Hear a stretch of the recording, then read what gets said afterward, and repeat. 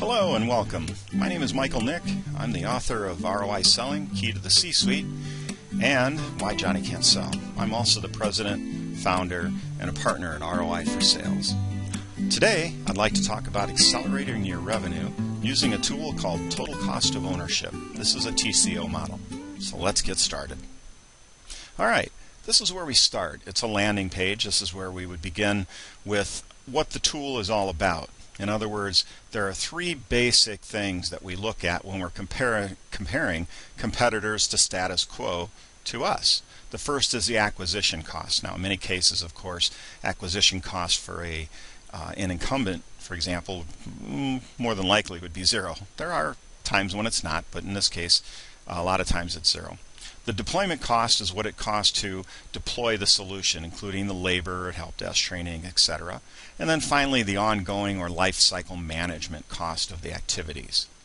The screens are broken into three sections. This top section is all about the summary and the two reports that come along with this application. The first is a worksheet to gather the data.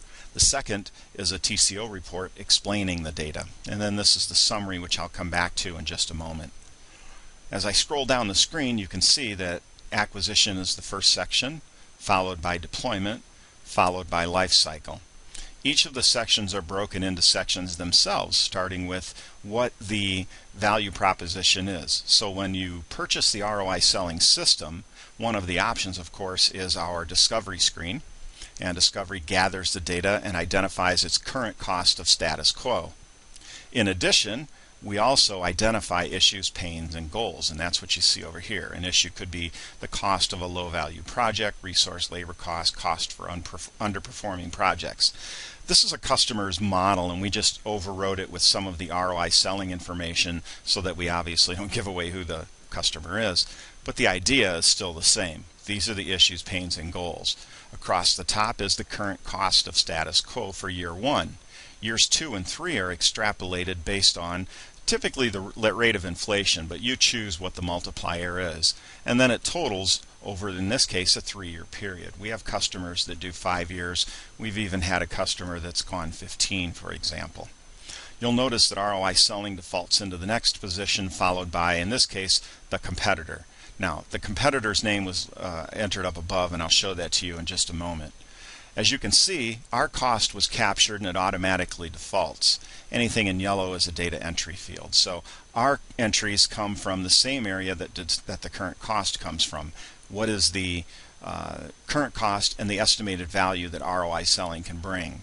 Below that, the competitor's numbers are entered, and then the system says, look, here's the percentage impact, and the impact is a reduction.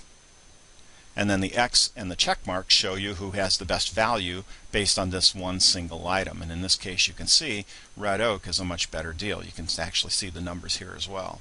As they move down, you can see same thing here. Red Oak is a better deal. In this case, ROI for Sales is a better deal. And in fact, in this case, Red Oak actually increases their current cost for the cost of underperforming projects, whereas we reduce it by 10%. And so on and so on, and you can see that. When we go back up to the top, by the way, that's where we entered the Red Oak, and you can see a summary of the data that we collected. The current costs are 1.2 million. If you move to ROI for Sales, that cost drops to 1.1 million. If you went to Red Oak, it would be 1.154. So across the board, even though ROI for Sales looked like they were losing along the way, the bottom line is that it's a better deal. And then we show that graphically here. Current cost for acquisition, deployment, life cycle, and then the 3 entries are right below. The report looks something similar to this as well.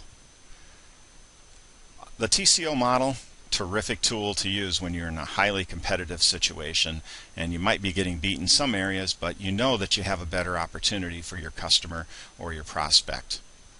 Thank you so much for your time. Again, this is Michael Nick, the founder, president, partner at ROI for Sales. Thank you.